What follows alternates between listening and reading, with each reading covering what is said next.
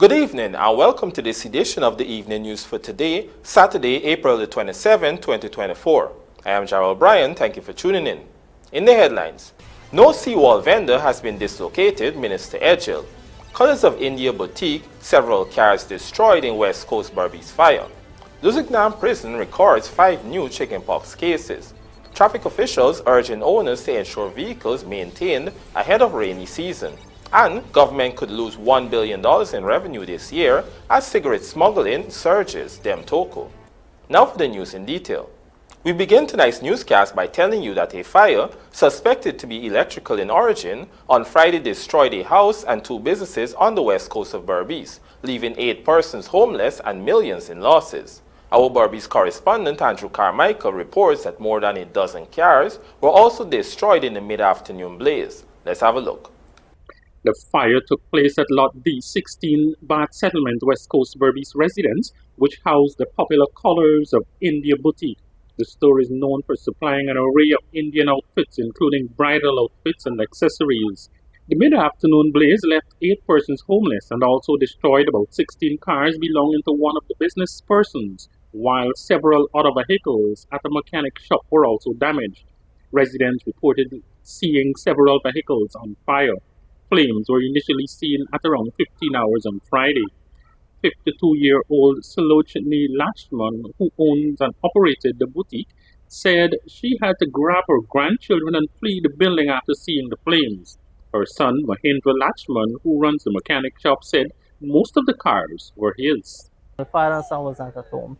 Big brother and them is smart brother, just me alone. Couple neighbors and friends helped me to evacuate the vehicle then. That's it. How many vehicles damaged in fire? Basically about, just rough average, about 15 or 16. 15 vehicles? Or 16. 15 or 16, just rough average. I mean, I know yet how to tell you. Vehicles that were here for repair? One was a customer, basically most was mine. My cars, my equipment, everything, parts, everything. Okay. Well, if you were to put like a cost? Basically I can't know because a lot. Even to my Prado, Lexus, my sports car, my Porsche car. Meanwhile, Suresh Lachman, a lover, said he was not at home at the time the fire started, but disclosed that they were in the process of restocking the store for its 10th anniversary sale. You live in the area, as you call it. We were stocking our stocks for the sales. We had all the furnitures and the shed downstairs. Electrical fire, only that I could think of, because of the song my wife told me she heard. And when they went and investigated, it was fire. And it had a guy who was passing. He ran in to help people out, 2 racks with clothes into the road. And he came in for a glass case. And the ceiling started dropping. But he said his eyes happened to glance up by the door. And he saw blue flames coming. And where he saw those blue flames, that is where the breaker was and the main switch. But the house was already on fire. So I don't know if it's a feedback or whatever caused that. The only thing I hear was a big noise. I thought it was my grandson knocked something. So I called for my daughter. When she run, she said fire. When I go upstairs, there is nothing that we could do. The whole house was fire. Everybody ran out. Meanwhile, the house, businesses and vehicles which the Lachmans own were not insured against fire. As investigations continue, the senior Lachman says options are now limited and the family will have to decide on their next steps. Andrew Carmichael, Evening News. No vendor operating at the Georgetown Seawall has been dislocated. This clarity was provided by Public Works Minister EDGHILL following allegations and concerns raised over the fate of vendors plying their trade at the location. Trishelle Sobers joins us with the details. During an interview with the Evening News, Public Works Minister EDGHILL explained that the government's priority is to ensure compliance with regulations while minimizing disruption to the vendors' livelihoods. The exercise also aims to beautify the landmark area and minimize the distribution of garbage along the seawalls. As a result, only permanent structures surrounding vending caravans have been dismantled and latrines removed in accordance with established guidelines. Additionally, all vendors have been aligned within the designated distance from the edge of the road as part of the ongoing exercise. The Public Works Minister told this newscast that majority of the vendors complied promptly to the requirements, and government has extended the timeline for those who require additional time to remove valuable items. When we started this exercise of getting the seawall properly arranged, it was a Wild West. We have moved more than 10 truckloads of garbage, pallets, junk, old fridge, old things that they don't even use and it's just left around the place. People themselves helped us to pack the truck to get rid of the garbage. EDGHILL's remarks come on the heels of the Institute of Action Against Discrimination, which has made claims of racial marginalization and discrimination of Afro-Guyanese vending along the seawall. But the Public Works Minister urged the organization to properly observe the matter before making public claims.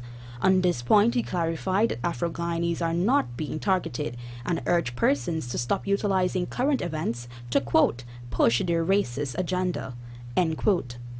If organizations want people to take them seriously, at least you must operate from the standpoint of truth. You must have some credibility. But for you to say the vendors have been removed, and tonight, last night, and tomorrow night, everybody will be on the seawall. They will see the vendors without the big old drink and chairs and everything operating in an orderly manner. What are they going to say then? You don't say things which could be fact-checked and verified to be inaccurate. Persons who have received permission from the Seawall and River Defense Board to vend along the Georgetown Seawall area will be able to continue vending, but individuals who are unlawfully vending in the area will not be permitted to do so. According to the minister, any misinformation that was spread, which claimed that the government was removing vendors from the seawall, was a clear sign of mischief-making. EDGHILL stated that the government's plans were to ensure that every person who has a license to vend on the seawall knows the conditions under which they must vend. Trishelle Sobers, Evening News. With cigarette smuggling at an all-time high in Guyana, the Demerara Tobacco Company, DEMTOCO Limited, has estimated that the country could lose as much as $1 billion in revenue from the illicit trade this year. Find out more in this Michael Henry report. DEMTOCO held its 90th annual general meeting on Friday at the Marriott Hotel in Georgetown, where Managing Director Vijay Singh shared the company's 2023 results and strategic achievements. Singh addressed the challenges posed by the illicit trade of tobacco products, which has significantly impacted the industry. The market share of illicit cigarettes in Guyana has risen alarmingly to an estimated 29%, representing a 100% increase in just 1 year. The managing director emphasized the urgent need for intervention, stating that if this trend continues, then there could be an estimated loss of $1 billion in government revenue by the end of 2024. DEMTOCO has been advocating for stronger enforcement to combat this illicit trade, which undermines legitimate businesses and poses risks to the company, as well as puts citizens at risk due to unregulated products. Nevertheless, the company lauded the efforts of the law enforcement agencies such as the Guyana Revenue Authority and the Guyana National Bureau of Standards in seizing illegal products and called for increased collaboration to tackle this pressing issue. Meanwhile, during Friday's AGM, DEMTOCO reported a 9.7% increase in profit after tax, climbing from $2.07 billion in 2022 to $2.27 billion in 2023. This growth has been supported by a 4.4% increase in revenue driven by enhanced operating efficiencies. These results were achieved amidst a challenging global environment characterized by logistical disruptions, inflationary pressures, and international political tensions, which DEMTOCO successfully navigated in order to deliver significant value to its shareholders. Despite these challenges, DEMTOCO's resilience and strategic initiatives have ensured sustained growth and shareholder value. The managing director said, As we continue to navigate through these challenging times, our focus remains on innovation, strategic growth, and combating illicit trade to ensure the prosperity of DEMTOCO and contribute positively to Guyana's economy. Michelle Henry, The Evening News. United States oil major ExxonMobil has said it is on track to deliver natural gas from its operations offshore Guyana to land by year-end. And according to Chairman and Chief Executive Officer Darren Woods, the flagship gas-to-energy project will be a win-win for both the company and the country. Here's Michelle Henry once more with the details. On Friday, ExxonMobil presented its first quarter earnings for 2024. During an earnings call, Chairman and Chief Executive Officer Darren Woods was asked about the benefits of the model gas-to-energy project in Guyana, which includes the construction of an integrated natural gas liquid plant and a 300-megawatt combined cycle power plant at Wales, West Bank, Demerara, utilizing natural gas from oil production activities in the Stabroek Block. ExxonMobil Guyana Limited, which is the operator of the oil-rich Stabroek Block that it co-owns, is responsible for laying the pipeline that will transport associated gas from the Liza Phase 1 and 2 projects offshore to the onshore gas processing facilities. According to Woods, "I think it's kind of a win-win proposition, particularly for the people of Guyana, so we're working on bringing that gas to shore. Our expectation is we'll have that brought up sometime end of 2024. Obviously, the government's working on the receiving end of that gas and responsible for putting in the power station." As part of a $1 billion agreement that includes the installation of the pipeline, the U.S. oil major is also working with the Guyana government on upgrading and modernizing its aged power distribution system. Woods added, "I think the impact of that gas-to-energy project will come when we get both pieces together and get that linked up and effectively delivering power to the Guyanese market." The Guyana government has envisioned a startup of the GTE project by first quarter 2025, thus realizing its commitment to deliver cleaner, cheaper, and more reliable energy to the population. While the government is working with a number of partners to establish the NGL and the power plant components, ExxonMobil will be laying 200 kilometers of subsea pipeline from the Liza Destiny and Liza Unity FPSOs to the west coast Demerara shore, where another 25 kilometers pipeline will run to the Wales site. ExxonMobil Guyana President Alistair Routledge told reporters back in February the onshore portion of the pipeline installation is about 40% completed, while the offshore component is about 55% completed. This year, the remaining works include installing risers on the Liza Destiny and Liza Unity, the deepwater pipe laying, and connecting the pipeline to the power plant, which will not come on stream until next year. While Exxon has assured that the pipeline would be delivered by the end of this year as scheduled, Vice President Bharat Jagdeo has stated that the pipeline would be tested and sealed until it is ready for use by the power plant. Michelle Henry, The Evening News. Coming up on the other side of the break, LUSIGNAN prison records 5 new chickenpox cases. Please stay tuned.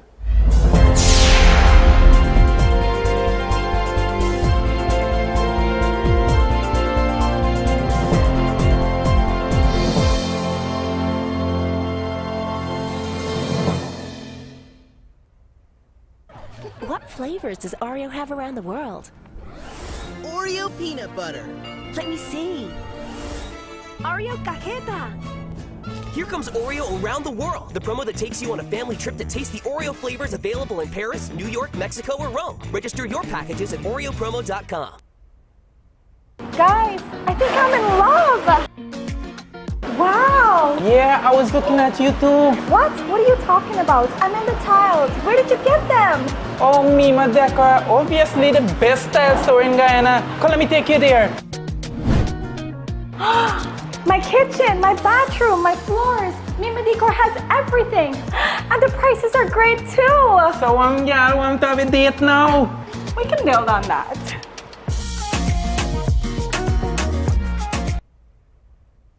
What flavors does Oreo have around the world? Oreo peanut butter. Let me see. Oreo cajeta. Here comes Oreo around the world, the promo that takes you on a family trip to taste the Oreo flavors available in Paris, New York, Mexico, or Rome. Register your packages at oreopromo.com. Every day, we are surrounded by data. Data flows everywhere. In a world driven by data, the Bureau of Statistics has an important role to play as the agency responsible for data collection and analysis.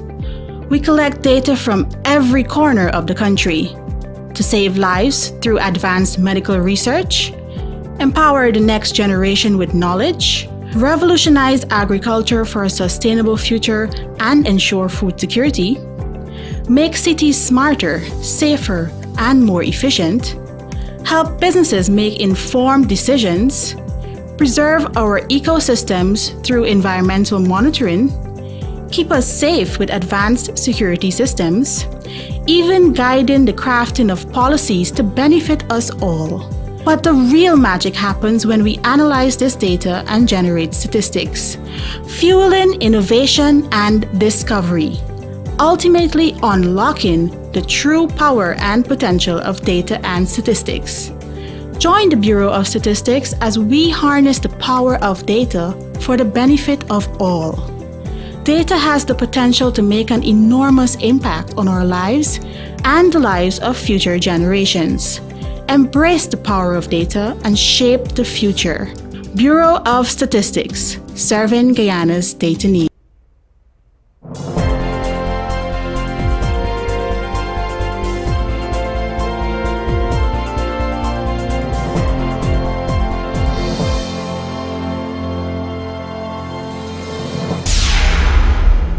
Welcome back. You're watching the evening news.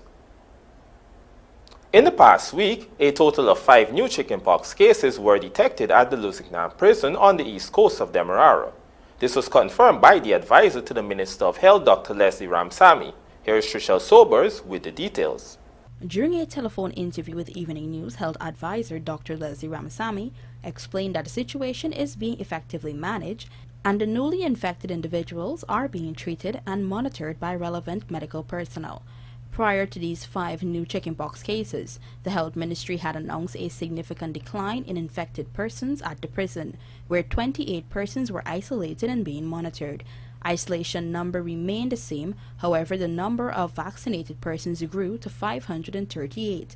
Currently, there are about 12 active cases due to vaccination and treatment efforts spearheaded by the ministry in collaboration with the Guyana Prison Service. When the initial cases were diagnosed, precautions were swiftly implemented, including the segregation of infected prisoners, assessment of exposed staff members, and provision of vaccination where necessary. In regard to visitor surveillance, Dr. Ramsamy emphasized the importance of contact tracing, considering the potential for asymptomatic transmission. Among the measures we have taken is to provide antivirals to treat the patients and also calamine lotion that help to relieve the itching. We have started advising the prison officers at other sites that they should be looking out for these symptoms. And we are also offering vaccination to staff members at other prisons to ensure that the possibility of spread, given that prisoners are moved around, sometimes to the courts, etc. The chickenpox outbreak at the LUSIGNAN prison was confirmed in late March, when 25 active cases were detected alongside 28 individuals in recovery. Initially, the outbreak had also affected a total of 53 inmates. Dr. Ramsamy at the time had stated that the possibility of the outbreak originated from a newly admitted inmate who may have been exposed to the disease in their home environment. Trishelle Sobers, Evening News. With the rainy season looming, the Guyana Police Force's Traffic Department is urging drivers across the nation to prioritize vehicle maintenance to ensure their safety on the roadways. Luana McAllister joins us with more. As heavy rains are anticipated to increase the risk of accidents and breakdowns, the Guyana Police Force has emphasized the importance of proactive measures to enhance road safety. Sergeant Delon Hillman, a rank attached to the traffic department stationed at Vredenhoop, West Coast, Demerara, appeared during the recent episode of the police program Traffic and You, where he shared valuable insights on preparing vehicles for the challenges of inclement weather. He noted the importance of proactive vehicle upkeep, especially with the unpredictable conditions ahead. The officer stressed that neglecting these aspects could significantly increase the risk of accidents, endangering not only the driver but also other road users. We spoke about cautious and consideration. You know, we're going into the rainy season, right? And we got some vehicles on the road that are not properly maintained. And my tip on it, my issue on it is to advise drivers to ensure the vehicle's wipers are working and ensure that they do the basic tip in the morning. You check your tires, check your pressure your tire, check your oil, check your water zone. Ensure your vehicles are properly maintained on the road. And like you rightfully say, we have some large vehicles in Guyana. And you don't want to be caught between, at least I won't want to be caught between those large vehicles, because like you say, some serious problems. Some serious problems you and I can't even handle. Meanwhile, during the program's call-in segment, concerned citizens from across the country voiced various traffic-related issues. Overloading of buses emerged as a prominent concern, with callers expressing worries about the safety hazards posed by overcrowded vehicles. However, the police rank assured listeners that the traffic department would intensify efforts to enforce regulations on passenger capacity, ensuring safer journeys for commuters. Additionally, callers lamented the presence of touts harassing passengers at bus parks, creating an atmosphere of intimidation and discomfort. Lawanda McAllister for the Evening News. In a bid to ensure that the Guyana Fire Service's capabilities match Guyana's current growth, the government has announced plans to retool, retrain, and better equip the agency. This will be facilitated through various initiatives, including a continued partnership between the Guyana government, the United Kingdom, and DISLOCATED Limited, the UK's oldest manufacturer of fire engines. Trishelle Sobers has more. Home Affairs Minister Robeson Ben made this announcement during the opening ceremony of the 5th Annual Officers Conference on Thursday. According to Ben, the juncture, which was spearheaded by President Dr. Irfan Ali, will aid in the provision of modern firefighting equipment, such as airport rescue firefighting trucks, water tenders, ambulances, and breathing apparatus, among others. He highlighted that there is much work to be done to significantly improve the operations of the Guyana Fire Service, and this is being undertaken. We are out of discussions with the United Kingdom and DISLOCATED. We are being retooled with a number of new fire trucks and other assets to bring the Guyana Fire Service into a better position to respond to the issues of fire in a more expert and experienced way. We're looking forward to their continued collaboration with the other services, the police force, the defense force, the Guyana Prison Service, and other areas in relation to their challenges. Minister Ben noted that there is a pressing need to strengthen the capabilities of the fire service, however acknowledged the work of the fire service even during challenging circumstances. We're building new fire stations, we built a new fire headquarters. We're talking about doing one now, I think, at Parika, a new fire station. We have a Wales fire station waiting to be fully occupied for the Wales oil and gas development there. Trishelle Sobers, Evening News. Doctors in New Amsterdam were in no-show this morning at a planned medical outreach at which scores of persons turned up for free examinations. The outreach, which was planned by a church organization, is an annual feature on its calendar of activities. Our Berbice correspondent, Andrew Carmichael, tells us that despite the doctors failing to show up, several routine checkups were done while a blood drive held at the location was considered a success. Here is that story. It was the 24th annual medical outreach planned by Shalom Full Gospel Church of Pilot Street in New Amsterdam. On Saturday, no doctors were there to medically examine patients and also to prescribe medication, which those in attendance were expecting. Nevertheless, medical personnel who were on hand were still able to check blood pressure and blood sugar and provide advice where needed. HIV and VCT testing were also carried out. At the event on Saturday, wife of Shalom Full Gospel Church pastor Denise Daniels called Sister June, who organized the outreach, explained that the event was held to coincide with the church's annual women's conference. She said all assurance was given that at least one doctor would have been present. Well, I'm disappointed in that respect, and I'm not too certain if Dr. Sharma knows about this. But when my husband and I went to visit Dr. Sharma, she promised us full staff in every area, and she promised us a doctor. She directed us to a nurse in public health who would take care of that aspect.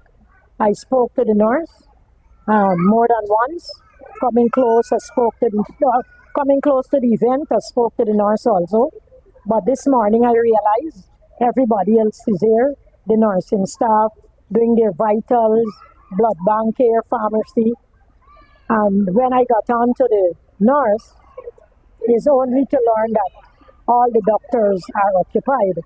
Nevertheless, staff from the blood bank was able to get several persons to donate. And while it may not be a large number, Cindy Archer, a phlebotomist responsible for such activities in Regions 5 and Region 6, referred to it as a success. We're here to basically obtain as much blood as we can. Even though some organization, churches, whatever it may be, might not be able to give a large amount of blood, even the small one makes a difference. Even if you collect 5 units, 10 units, it makes a difference, because remember, these units are broken up into 3 different parts, which allow 3 lives to be saved by 1 unit of blood. So even if you give 5 units of blood, you're saving as much lives as possible. So we just want to encourage persons basically to come on board with us, host as much blood drives as you could. We're always there to serve the public. We're always there to help, to give our service in terms of blood collection. So if you ever need us, you can contact us. Daniel says she started the women's conference after attending a similar event in 1992 and subsequently started the medical outreach, which has over the years received support from sections of the business community. The one-day conference, which will be held on Wednesday, Daniel says, seeks to promote women in ministry. Andrew Carmichael, The Evening News. And now for a look at the bridge reports. The Demerara Harbour Bridge will be closed to vehicular traffic on Sunday, April 28, 2024 at 6 hours for a period of 1.5 hours. Meanwhile, the Berbice River Bridge is expected to be closed at 6 hours 20 on Sunday, April 28, 2024, also for a period of 1.5 hours. Windies A falter in first T20 against Nepal. This and more coming up in the Sportscast, sponsored by McCorp.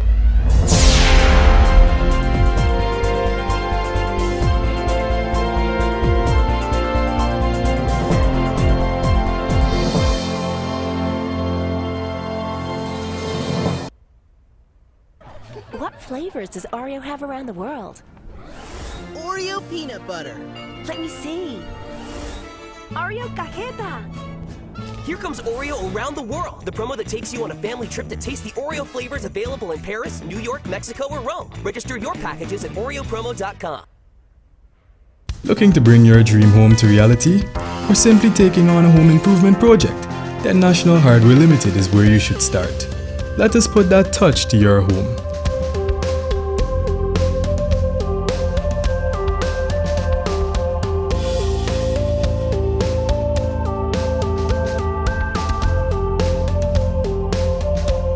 Choose from over 1,000 Berger Paint original hues for any surface.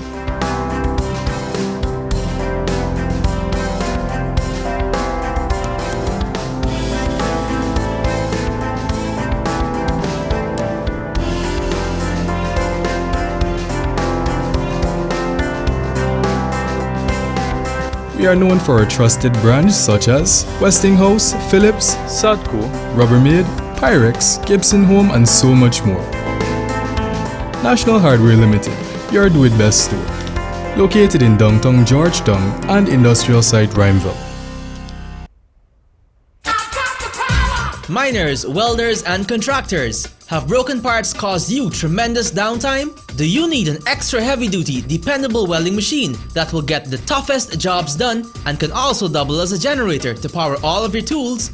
Well, your #1 industrial solutions provider Sylvies has you covered. We currently have in stock the Hobart Champion Elite Arc Welder and Generator. This capable electric start generator produces up to 11,000 watts of AC power to run tools, work lights, or backup power during an outage. It can simultaneously deliver 150 amps weld output and 8,000 watts of generator power and can run up to 14 hours on one 12-gallon tank of gas. This portable generator handles mild steel, stainless steel, and cast iron with a maximum thickness of ½ inch in a single pass. So what are you waiting for? If you can't make it to our 31 High and Hatfield Streets Georgetown location, we can deliver. Give us a call on 227-6226 or WhatsApp us on 623-7755 or visit our website sylviesonline.com. Sylvies Industrial Solution, proudly serving Guyana for over 4 decades.